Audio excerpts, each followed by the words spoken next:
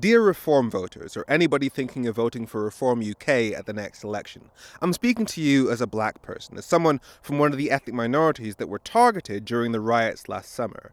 This next election is where we part ways, because we're all pissed off with the state of UK politics right now. I did not like Jeremy Corbyn. I don't like Keir Starmer. So, despite being a lefty, I haven't liked the Labour Party for a very long time. But I'm not voting Reform. Black people in general aren't voting Reform, but you are. There are other options. You could vote Green, Lib Dem, Tory, or for an independent candidate, but you're choosing to vote for a party that's led by Nigel Farage. All those other parties are more or less to the left of Nigel Farage, but you're making this choice. For years, politics across the West has seen people be accused of being racist because of how they voted. We've seen it with Trump, Brexit, Conservatives, UKIP, and now the Reform Party. And let me be absolutely clear, I'm not one of those people who said that anybody who voted for Brexit in 2016 was stupid or racist. Yes, that was my initial thought in those first couple of hours. Why? Because from where I was sitting, Nigel Farage had managed to use pictures of brown people to scare the majority of British voters into voting to leave the European Union, even though the UK was never part of the EU's common asylum policy. So none of those brown faces in the photos that Nigel Farage was using had anything to do with our EU membership, as proven by the fact that asylum seekers crossing the channel in small boats is still a hot-button issue in UK politics, despite us leaving the EU. And so I figured that if British voters were so irrationally opposed to seeing non-European faces that they'd vote to leave the EU out of panic, then clearly racism had won. And if so, this couldn't be my country anymore. It belonged to people like Nigel Farage. But I quickly chose to believe that it wasn't about racism, it was about poverty. I even posted memes of Gollum from Lord of the Rings to show how my compassion and condemnation for Brexit voters were competing in my mind. And because I ended up as the chief spokesperson for the youth movement aimed at stopping Brexit, I was able to have hundreds of conversations with Brexit voters in high streets up and down the UK, and it opened my eyes. Because yes, I wanted to believe that Brexit voters weren't all the racist, aggressive, anti-intellectual cartoons that I'd seen on TV shows like Question Time, but I had no way of knowing that until I actually spoke to them. And in almost every conversation it went like this. I'd ask them what they wanted from Brexit, and they'd say some combination of more control over my country, a better NHS, and most primarily, a way out of poverty. And so I'd explain how what the government was actually doing in the Brexit negotiations would affect the things that they just told me they wanted, and in almost all the conversations they ended up wanting a second referendum, which is precisely why Nigel Farage didn't want to have a second referendum after the Brexit deal was negotiated, because he knew Remain wins that referendum and wins it every single time. But it showed me that many Brexit voters were decent, reasonable people who just wanted things to get better in their part of the country, especially after 6 years of austerity policies financially suffocating everyone they knew. So while of course there was clear racism in what Nigel Farage was pushing, but for a lot of Brexit voters they just wanted things to get better. So you may have met a lot of Remainers or lefties who said that anybody who voted Brexit is a stupid racist, but I was never one of them. But none of what I've just said applies to the Reform Party or any project that Nigel Farage or Richard Tice is involved in. Because see, they are directly tied to Brexit, and I do mean specifically this Brexit, because yes, the Reform Party, then called the Brexit Party, their official policy was no-deal Brexit, so leaving the EU without any trade deal at all. So all the trade barriers that we've seen Brexit create because we're no longer in the same jurisdiction as our European supply chains would have had massive tariffs on top of that. So we can sidestep the idea that Nigel Farage's hands are clean of the damage that this Brexit has done,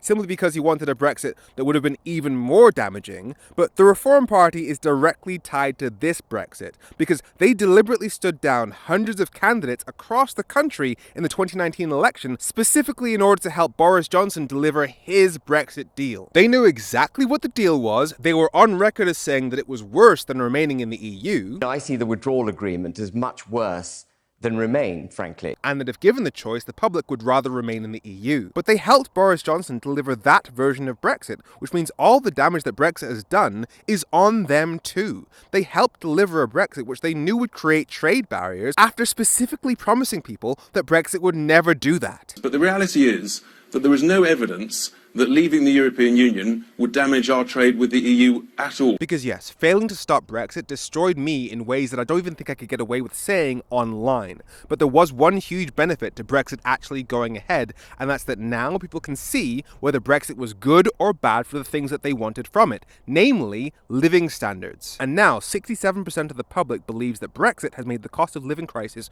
worse, compared to just 5% who think it's made it better, leaving just 28% who are in the middle or don't know. And even among Leave voters, 45% believe that Brexit has made the cost of living crisis worse, compared to just 9% who think it's made it better. That's 5-1. That is a settled debate. Brexit, the reason the Reform Party was created, the reason Nigel Farage got into mainstream politics, the primary mission of UKIP, the party that Nigel Farage led before the Reform Party. The people and the experts are now agreed that Brexit is making us poorer. That's after Nigel Farage spent 27 years promising that it would make us richer. So if you support Nigel Farage again, it can't be because you believe that he's actually going to improve living standards here in the UK. It just can't. Because if somebody spent 27 years trying to convince me to drink his tea, and I finally drank it, and then I shat my guts out, went partially blind, I would never drink a thing they handed me ever again. Even if that person was pointing to real problems that I was facing, like how Nigel Farage is pointing to how living standards are falling, crime is going up,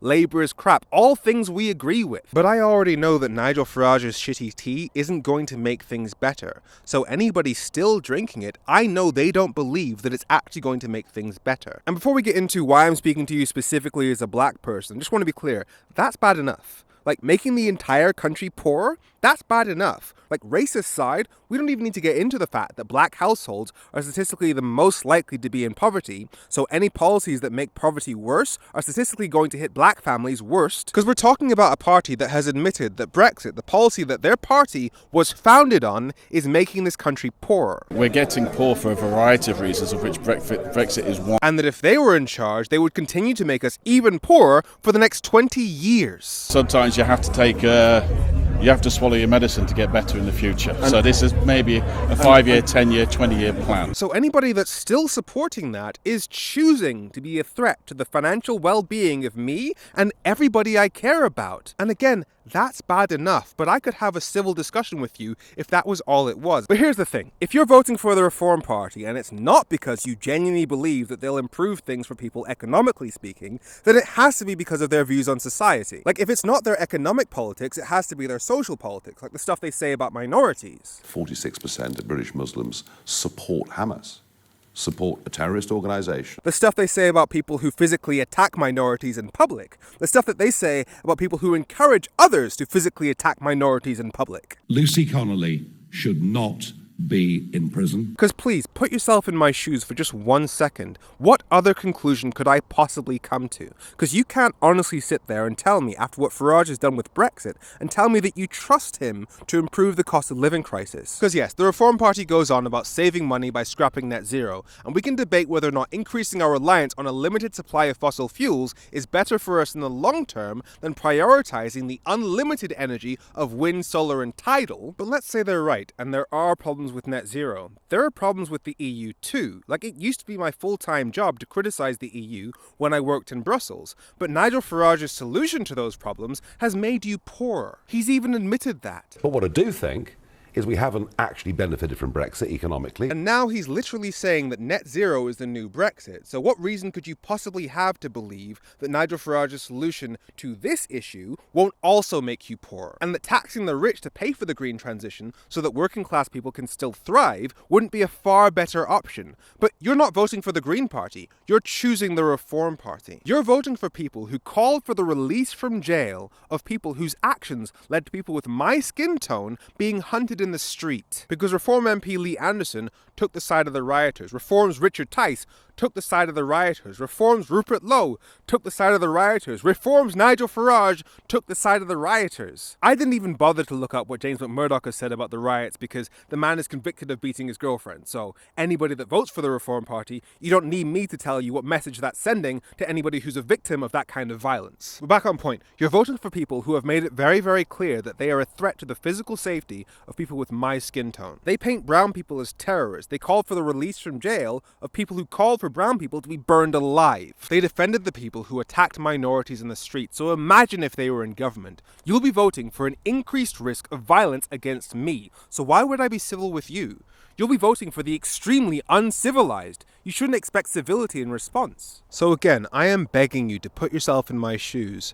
Imagine what it was like for black and brown people during the riots last summer, seeing the stories on the news of ethnic minority people being attacked in the street for no reason other than what they looked like. The Asian man who was dragged from his car in Hull, the black man who was jumped by 20 thugs in a park, the Muslim man who was hiding in a mosque while terrorists tried to burn it down. Not to mention the people in that hotel who came to the UK seeking safety, and then one of the people that Nigel Farage is explicitly defending called for them to be burned alive. I know somebody that now carries a blunt object with them at all times because they're so scared for their safety and that of their partner. And the party you're supporting wants to free the people behind that from prison, allowing them to do it all over again. What do you expect black and brown people to think of you? And yes, I'm aware that 7% of black voters voted reform last year, but you're never going to get all of any group all voting the same way. Hell, in 2016, 5% of UKIP voters, a party whose entire existence is based on getting us out of the EU, voted to remain in the EU. And I've actually met one of those people, and they actually happen to be black as well. They voted UKIP to send a message about controlling immigration,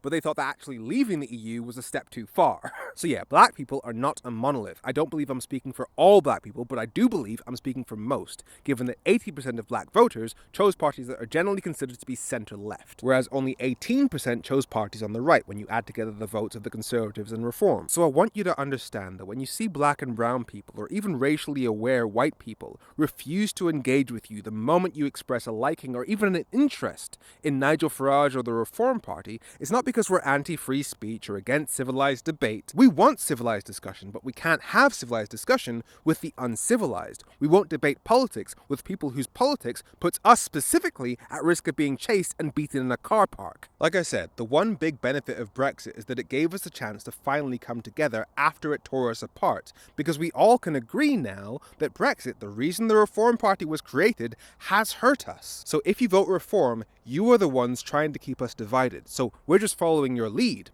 Bye. I'm Femi. Make sure you follow F Politics so politics doesn't F you. Have a great week.